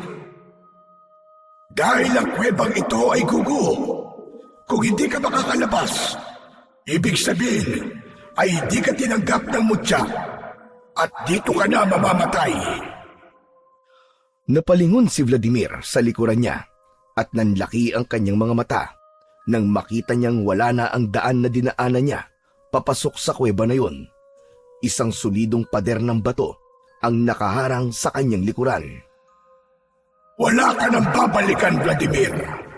Ang tanging lagusan na maaari mong labasan ay ang lagusan na nasa aking likuran. Muling lumingon si Vladimir kay Baal at sa likod nito ay unti-unting lumitaw ang isang makipot na butas sa dingding ng kuweba. Huminga ng malalim si Vladimir. Alam niyang wala na siyang ibang pagpipilian kundi ang sumunod sa mga sasabihin at kagustuhan ni Baal. Mula sa katawan ni Baal ay lumabas ang isang maliit na itim na bato. Lumutang yun na parang may sariling buhay at unti-unting lumapit sa kanyang muka. Hindi siya nakagalaw at bago pa man niya maisip kung ano ang dapat niyang gawin, ay biglang pumasok ang bato sa kanyang bibig. Nag-init ang lalamunan ni Vladimir at para siyang nilamon ng apoy mula sa loob ng kanyang katawan. Napaluhod siya habang hawak ang kanyang dibdib. Pakiramdam niya ay sinusunog ang kanyang kaluluwa. Ngunit wala na siyang panahon para magpahinga. Biglang umuga ang lupa sa ilalim niya. Mula sa itaas ng kuweba ay nagsimulang maglaglagan ang malalaking tipak ng bato. Napatingin si Vladimir sa lagusan sa likod ni Baal. Alam niya na yun ang tanging daan palabas ng kuwebang yon at kailangan niya ng kumilos dahil kung hindi ay malilibing siya ng buhay sa lugar na yon. Walang pag-aalinlangan na tumakbo ng mabilis si Vladimir patungo sa lagusan habang iniiwasan ang nagbabagsakang mga bato. Pagsapit niya sa makipot na butas ay agad siyang sumuot doon. Ngunit may kakaiba. Habang gumagapang siya sa makipot na lagusan ay unti-unting sumisikip yun na parang may isang hindi nakikitang puwersa na nais siyang maipit doon. Pinilit ni Vladimir na gumapang ng mas mabilis. Naramdaman niya ang magagaspang na mga bato na sumusugat sa kanyang balat. Ngunit hindi siya nagpatinag. Nang marating niya ang dulo ay napatingala siya at doon niya napagtanto na nasa pinakailalim na siya ng isang malalim na hukay. Nagpatuloy ang pagyanig at pagguho ng lupa sa gilid ng hukay hanggang sa naisip ni Vladimir na kailangan niyang umakyat upang mabuhay siya.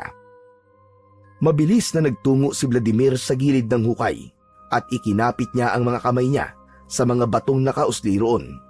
Umakyat siya pa itaas gamit ang kanyang natitirang lakas at makalipas ang ilang minuto ay tuluyan na siyang nakalabas ng hukay.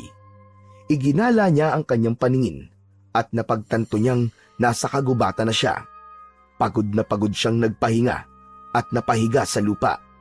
Nang makabawi ng konting lakas, ay bumangon siya at umupo. Nang tignan ni Vladimir ang hukay kung saan siya nanggaling, ay mabilis siyang gumuho hanggang sa tuluyan yung natabunan ng lupa. Hanggang sa narinig niya ang malamig at malalim na tinig ni Baal. Binabati kita, Vladimir. Ikaw ay nagtagumpay. Ngayon, ikaw na ang nagmamay-ari ng mutya ng kadiliman. Ngunit sa pagsapit ng pangatlong pagbilog ng buwan, ay kailangan mo magbalik sa kuweba sapagkat ikaw na ang magbabantay doon. Bilang kapalit ko, ikaw na ang maghihintay ng susunod na magtatangkang kunin ng mutya ng kadiliman. Ano? Anong ibig mong sabihin? Bakit hindi mo sinabi sa akin kanina yan? Sa oras na hindi ka bumalik dito sa ikatlong pagbilog ng buwan, lalamunin ng mutya ng kadiliman ng iyong kaluluwa at ikaw ay mamamatay. Hindi. Hindi maaari, ayoko. Ibabalik ko na ang mutya. Ibinabalik ko na sa iyo ang mutya. Kung ako sa iyo, Vladimir, ay babalik na ako sa inyong bahay bago pa sumikat ang araw. Hindi mo na naisin ang mangyayari sa iyo kapag ikaw ay nasikatan ng araw. Ayoko na. Ayoko na, Baal. Kunin mo na ang mutya sa akin. Alisin mo na to. Alisin mo na to sa katawan ko. Ngunit hindi na sumagot si Baal. Paulit-ulit itong tinawag ni Vladimir. Ngunit ang tanging sumasagot sa kanya ay ang katahimikan ng kagubatan. Makalipas ang ilang sandali, ay nagdesisyon na si Vladimir na umalis ng gubat.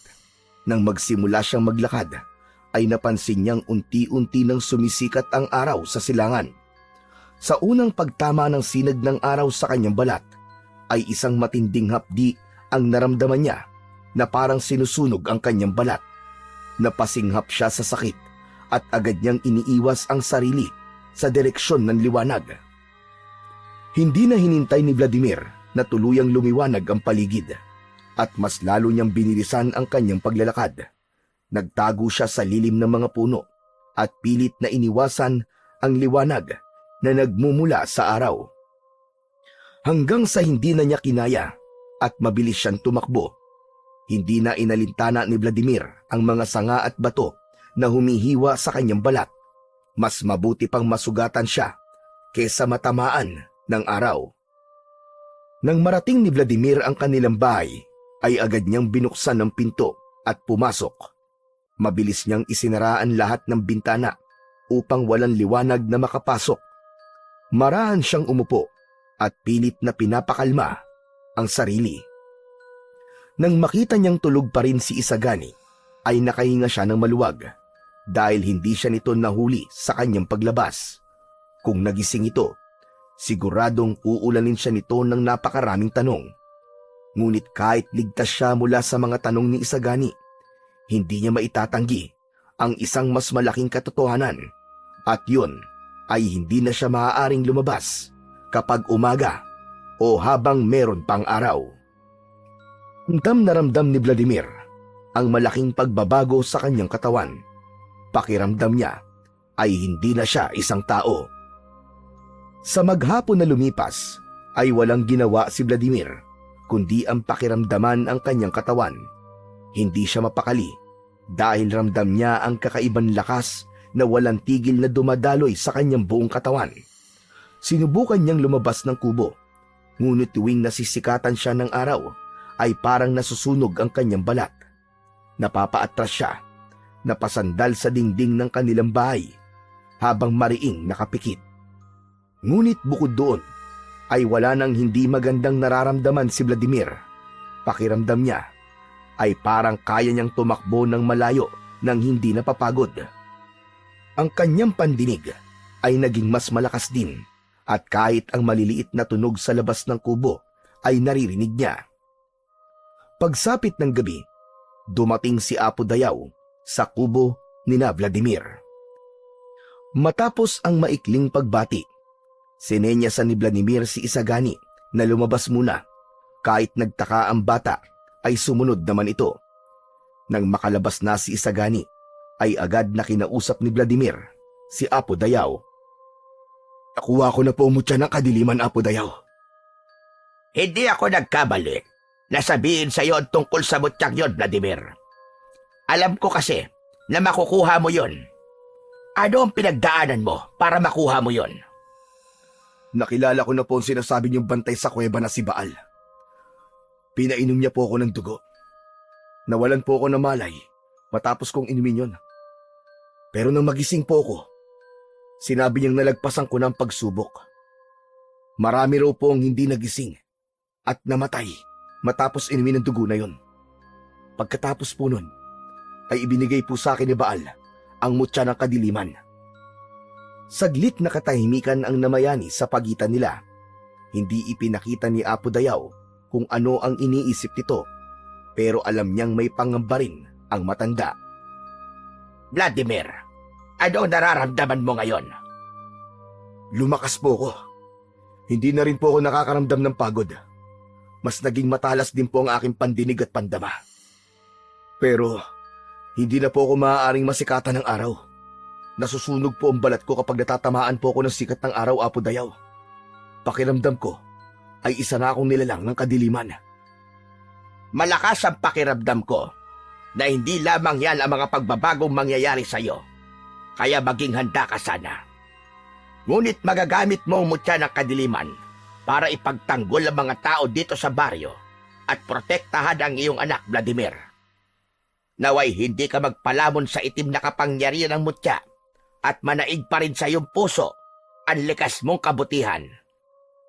Hindi sumagot si Vladimir. Alam niyang tama ang matanda. Tinanggap niya ang mutya at bahagi na yon ng kanyang pagkatao.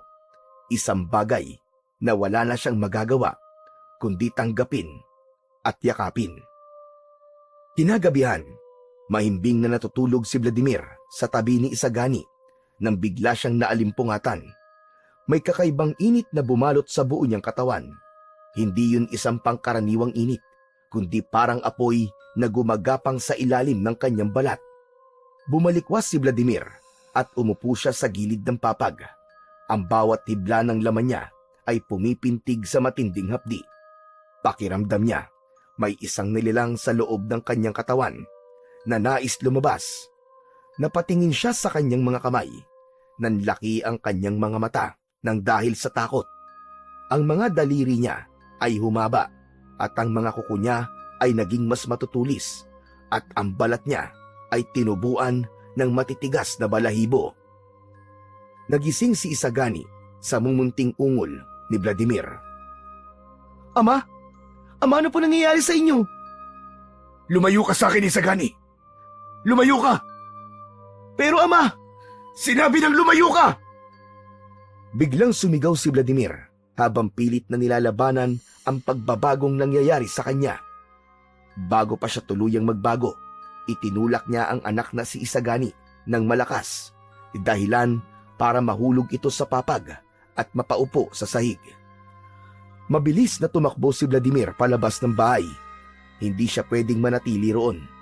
Ayaw niyang masaksihan ng kanyang anak kung anong klaseng halimaw ang lalabas sa kanya. Sa bilis ng kanyang mga paa, ay halos lumutang siya sa lupa habang tinatakbo ang daan patungo sa gubat. Nang makarating siya sa gitna ng gubat, ay tuluyan na siyang bumagsak sa lupa. Napakapit si Vladimir sa kanyang dibdib habang nanginginig sa sakit. Nagbago ang kanyang katawan at ang kanyang buong anyo. Ang kanyang mga mata ay nagliwanag sa dilim. Ang balat niya ay naging itim at magaspang. Ang kanyang mga kamay ay may matutulis na kuko na kayang punitin ang laman. Sa kanyang bibig naman, unti-unting lumabas ang mahahabang pangil. Hindi na siya mukhang tao. Nagkaroon din siya ng mahahaba at matutulis na mga sungay sa kanyang noo. At kasabay ng kanyang pagbabagong anyo, ay nakaramdam siya ng matinding pagkauhaw sa dugo. Napasinghap si Vladimir. Hindi niya alam kung anong klaseng nilalang siya. Pero hindi na yun ang inisip niya, dahil ang tanging gusto niya ng sandaling yun ay ang maibsan ang pagkauhaw na kanyang nararamdaman. Suminghot-singhot sa hangin si Vladimir at may naaamoy siyang dugo sa hindi kalayuan. Para siyang isang mabangis na hayop na tinunton ang pinagmumulan ng amoy ng dugo. Hanggang sa isang baboy ramo ang nakita niyang naglalakad sa masukal na bahagi ng gubat. Hindi na nag-isip si Vladimir at agad niyang sinunggaban ang baboy ramo. Nang hawakan niya ang katawan nito, ay bumaon ang matutulis niyang kuko sa baboy ramo. Lumikha ito ng matinis na ingay. Bago pa makapalag ang hayop, ay buong puwersa ng kinagat ito ni Vladimir sa leeg. Agad niyang sinipsip mula roon ang sariwang dugo ng baboy ramo. Naramdaman ni Vladimir ang mainit na dugo na dumadaloy sa kanyang lalamunan. Para sa kanya, ay napakasarap at napakatamis nun. Habang unti-unting nawalan ng buhay ang hayop, ay nakaramdam siya ng isang matinding enerhiya na bumalot sa kanya. At sa sandaling yun, hindi niya napigilan ang kanyang sarili. Malakas siyang sumigaw at umalingaw-ngaw yun sa buong kagubatan.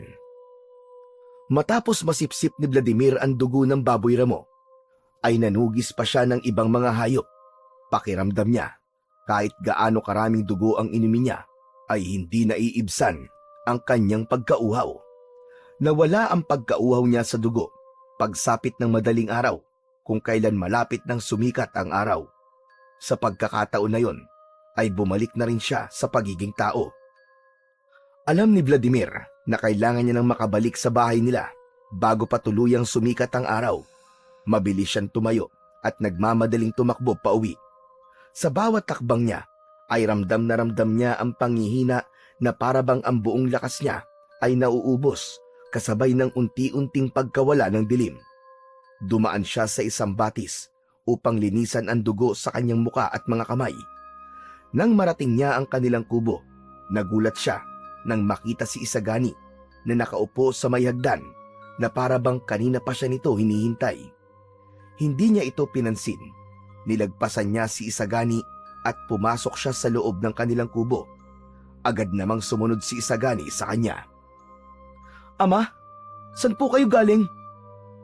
Natigilan si Vladimir. Nakita niya sa mukha ni Isagani ang pag-aalala at pagtataka. Hindi niya alam kung paano sasagutin ang tanong nito, kaya nag-isip siya ng paraan para malihis ang kanilang pag-uusap. "Bakit gising ka pa, Isagani?" "Hindi na po ako nakatulog simula po nung nagwala kayo kagabi at bigla po kayong umalis.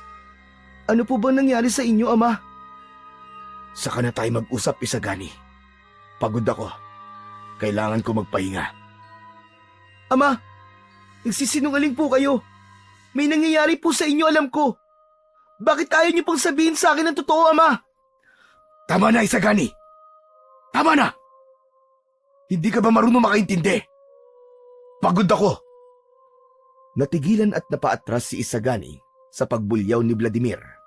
Saglit na naghari ang katahimikan sa pagitan nilang mag-ama. Hindi alam ni Vladimir kung paano ipapaliwanag ang lahat kay Isagani. Natatakot siya na baka katakutan siya ng kanyang anak kapag nalaman nito na naging halimaw siya at pumapatay ng ilang hayop sa gubat para sa dugo ng mga yon. Sa halip na magsalita, ay dumiretso na si Vladimir sa papag at nahiga. Narinig niya ang pagakbang ni Isagani palabas ng kubo. Alam niyang nasaktan ito sa paraan ng kanyang pagsagot. Ngunit wala siyang magagawa. Hindi niya kayang ipaliwanag sa anak ang bagay na siya mismo ay hindi pa lubusang nauunawaan. Pagsapit ng umaga, ay nanatili lamang si Vladimir sa loob ng kanilang kubo. Ramdam niya ang panghihina ng kanyang katawan sa liwanag ng araw. Alam niyang hindi na siya maaaring lumabas, kaya doon na lamang niya tinipon sa kanilang kubo ang mga lalaking kasama niya sa pakikipaglaban sa mga aswang. Nasa loob ng kubo ang lahat at kabilang sa mga naroon si Apo Dayaw. Alam nilang isang mabigat na laban ang naghihintay sa kanila mamayang gabi. Bago magsimula ang pag-uusap, sandaling tinawag ni Vladimir si Isagani. "Isagani, anak, lumabas ka muna." Nag-aalinlangan man ay sumunod pa rin si Isagani. Nang masigurong wala na ito, ay saka siya bumaling sa mga lalaking nasa harapan niya. "Tulad ng alam niyo, mga kasama, babalik ang mga tamawo mamayang gabi upang kunin si Isagani. Hindi natin isusuko ang anak ko sa kanila. Dahil ayon kay Apo Dayaw, ay gagamitin nila si Isagani sa hindi magandang bagay. Kung ano man yun, ay walang nakakaalam, kundi ang mga tamawo lang." Isa sa mga lalaki ang nagtanong na kung hindi nila ibibigay si Isagani, ay paano nila haharapin ang mga tamawo. "Lalaban tayo, at kailangan handa tayo. Kayo, Lando at Tonyo, ang magbabantay kay Isagani. Kayo ang pinakamalakas sa inyong lahat, kaya malaki ang tiwala ko na kaya niyong protektahan ang aking anak. Nakikiusap ako sa inyo. na panatilihin yung ligtas si Isagani habang kami ay nakikipaglaban sa mga tamawo. Tumangulang ang dalawa bilang pagsang-ayon at pagtanggap sa responsibilidad na inatang sa mga ito ni Vladimir. Ang laban na ito ay hindi laban tungkol sa pagprotekta kay Isagani. Ito ay laban din natin para sa ating baryo, para sa ating mga mahal sa buhay. Hindi natin hahayaang manalo ang mga tamawo laban sa atin. Nagpatuloy pa ang kanilang usapan sa mga dapat nilang gawin at matapos ang mahabang usapan, isa-isa nang umalis ang mga kalalakihan upang maghanda. Naiwan naman sa loob ng kubo sina Vladimir at Apo Dayaw. Apo Dayaw, may kailangan po akong sabihin sa inyo. Kagabi, naging halimaw ako. Hindi ko alam kung anong klaseng nilalang ako. Hindi ko matukoy kung isa ba akong aswang o isang demonyo. Hindi ko po napigilan ang sarili ko. Nangyari ito nang hindi ko inaasahan. Nagbago bigla ang anyo ko at hindi ko kinayang labanan ang pagkauhaw ko sa dugo. May ilang hayop po akong napatay sa gubat. Yan ang kapalit ng pagtanggap mo sa mutya ng kadiliman. Hindi mo maaaring kunin ang kapangyarihan nito nang hindi binabayaran ang halagang kaakibat nito. Pero bakit hindi mo ipinaalam sa mga kasamahan mo sa pakikipaglaban ang bagay na yan? Makikita ka nila sa anyong halimaw mamayang gabi. Baka isipin nila ay isa kang kalaban. Natatakot po ko, Apo Dayaw. Baka hindi nila maintindihan ang paggamit ko ng itim na kapangyarihan. Sa mabuti o masama man nang galing ang iyong kapangyarihan, ang mahalaga pa rin ay kung paano mo to gagamitin. Naiintindihan ko naman po. Pero, bahala na mamayang gabi. Ipagpapasa Diyos ko na lang po ang lahat. Teka, Apo Dayaw, maiba po ako. May nakita na po ba kayong pagbabago sa pangitain niyo? May bago ba kayong nakita sa mangyayari mamayang gabi? Wala pa akong nakitang pagbabago. Ang kinatatakutan ko, Vladimir, ay hindi natin alam kung ano ang magiging papel mo sa labanang ito. Hindi natin alam kung kakampi ka pa rin sa atin o magiging isa ka na rin sa mga dapat nating labanan. Natahimik si Vladimir. Alam niyang may katotohanan ang sinabi ni Apo Dayaw. Wala tayong magagawa ngayon, kundi ang magdasal at manalig sa Panginoong Diyos. Magdasal tayong magtatagumpay tayo sa laban sa mga tabawo. At magdasal din tayo na hindi ka tuluyang lalamunin ng kadiliman na nasa loob ng iyong katawan. Hindi na nagsalita si Vladimir, ngunit sa kanyang puso, alam niyang hindi niya hahayaang matalo siya ng mutya. Hindi niya hahayaan na lukubin siya ng kadiliman. Hindi niya hahayaang maging isa siyang halimaw at maging dahilan ng kamatayan ng mga tao sa baryo nila. Nangako siya sa kanyang sarili na hindi niya hahayaang mawala ang pagiging tao niya at ang pagiging tagapagtanggol niya. Pagsapit ng gabi ay nagtipon-tipon na sina Vladimir at ang mga kalalakihan sa bukana ng baryo. Lahat sila ay may dalang armas, gaya ng mga sibat, pana at itak. Ang bawat isa ay nakahanda at alam nilang anumang sandali ay darating ang mga tamawo. Sa gitna ng grupo ay nakatayo si Vladimir na mahigpit ang hawak sa kanyang matalim na itak. Yun ang magiging sandata niya laban sa mga tamawo. Sumingap siya ng malalim at tumingin sa mga kasamahan niya. Ramdam niya ang takot sa mga mata ng lahat. Ngunit sa kabila ng takot ay handa pa ring lumaban ang mga ito para sa kapakanan ng mas nakararami. Maya-maya pa ay nagtungo si Vladimir sa unahan at humarap sa lahat. Mga kasama, bago natin harapin ang labang ito, nais ko na manalangin muna tayo. Isa-isa nilang inilapag ang kanilang mga armas sa lupa at yumuko. Sa gabing yun ay wala silang ibang maaasahan kundi ang kanilang lakas, tapang at ang tulong ng puong may kapal. Dahan-dahang pumikit si Vladimir at saka nagsimulang magdasal ng malakas. Panginoon naming makapangyarihan sa lahat, inilalapit po namin sa inyo ang aming mga sarili. Kami po ay humaharap sa isang laban na maaaring ikapahamak naming lahat. Ngunit wala kaming ibang nais, kundi protektahan ang aming pamilya at ang aming baryo. Bigyan niyo po kami ng lakas, ng tapang, at ng liwanag upang hindi kami matinag ng takot. Huwag niyo po kaming pabayaan. Sa inyo po namin inaalay ang laban na ito at magtagumpay po sana ang kabutihan laban sa kampon ng kadiliman. Nang muling dumilat si Vladimir, ay nakita niyang mas matibay ang loob ng kanyang mga kasamahan. Ngunit sa loob ni Vladimir ay meron siyang sariling dasal na hindi niya isinasatinig. Sinabi niya sa Diyos na alam niyang may kadiliman na nasa loob niya at sana sa kabila nun ay manatili pa rin ang liwanag ng Diyos sa kanya. Hiniling niya na kung darating ang oras na makita ng mga kasamahan niya ang pagiging halimaw niya, ay sana matanggap pa rin siya ng mga ito. Matapos yun, ay kinuha na niya ang kanyang itak at tumayo ng matuwid. Alam niyang anumang sandali, darating na ang mga tamawo. Makalipas ang ilang sandali, lumitaw na nga mula sa kadiliman ang mga tamawo. Ang mga mata ng mga yon ay kumikislap. Pinapangunahan ni Tawen ang mga yon.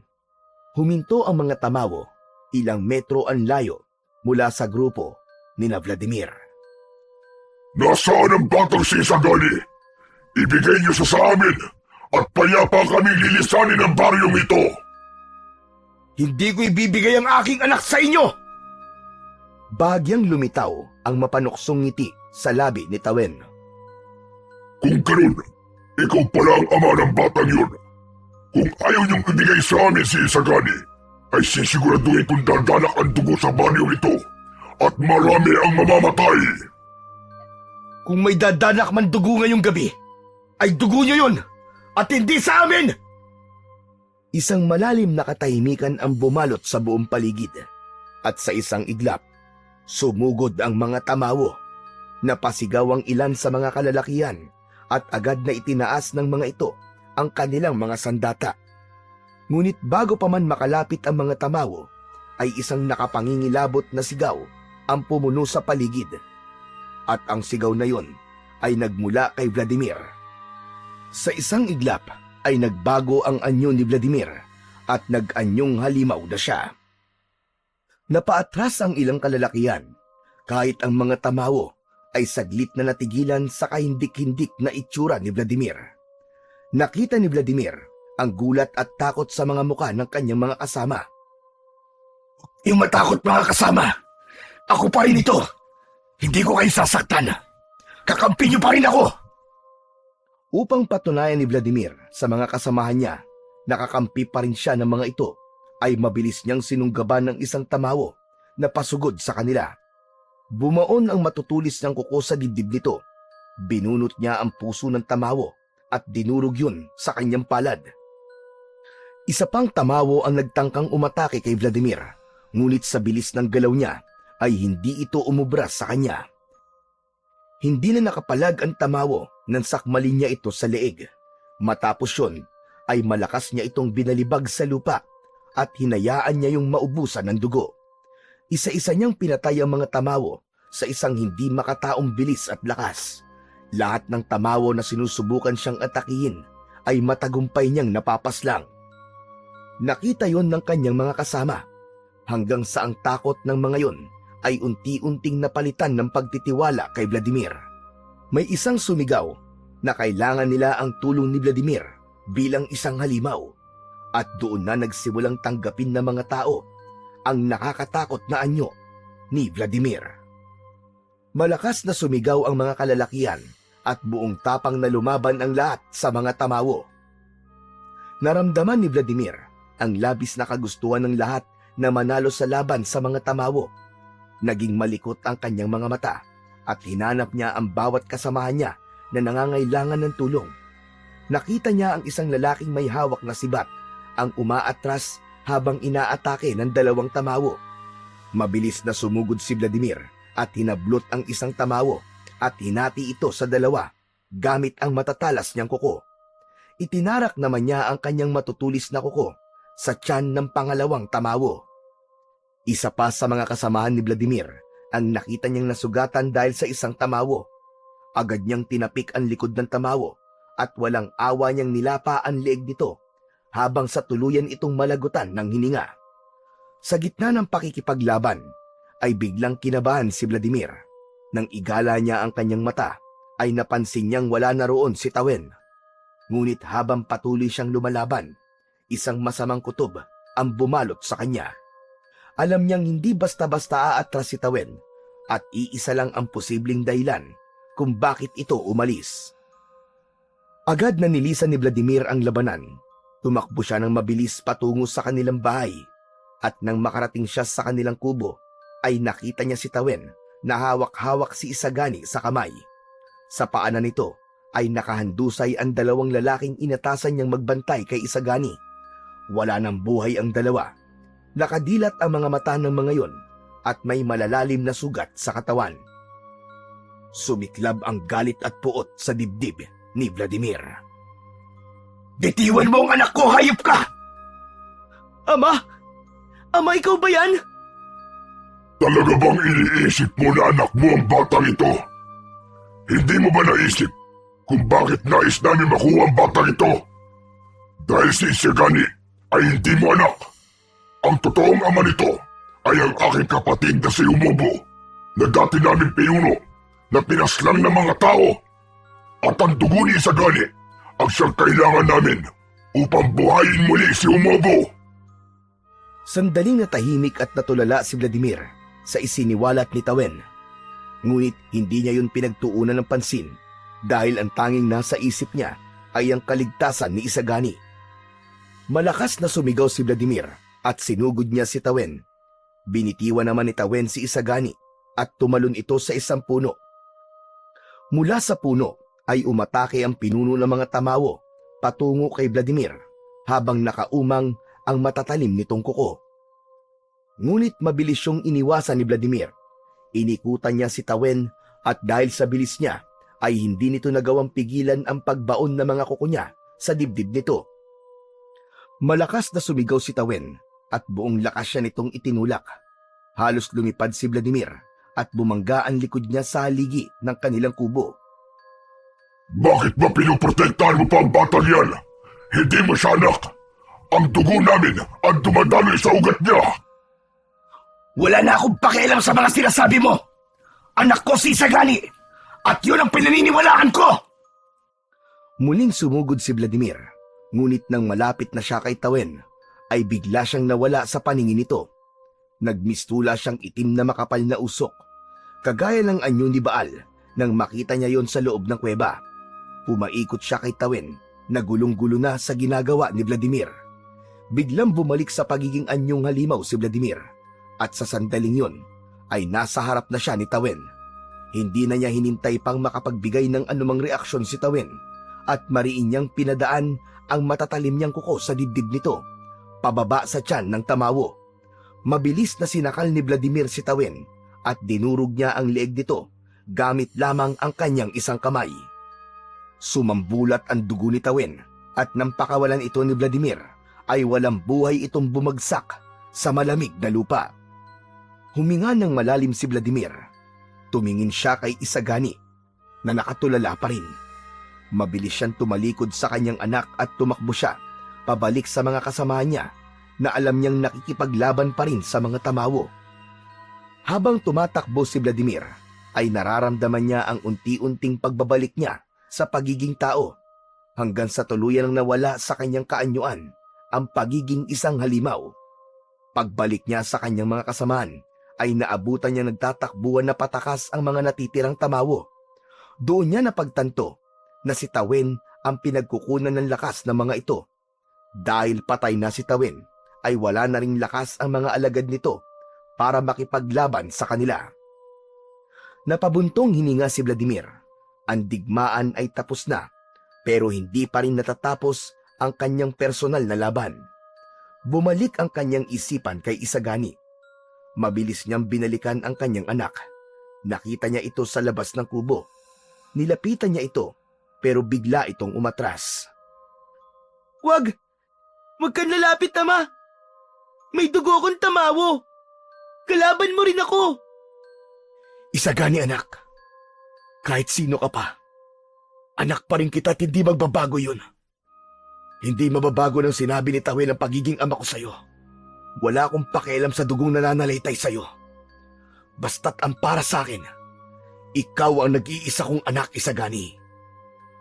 Muling lumapit si Vladimir at sa pagkakataong yon ay hindi na umatras si Isagani. Sa halip, hinayaan siya nitong yakapin niya ito ng mahigpit. Hindi ka ba natatakot sa akin, anak?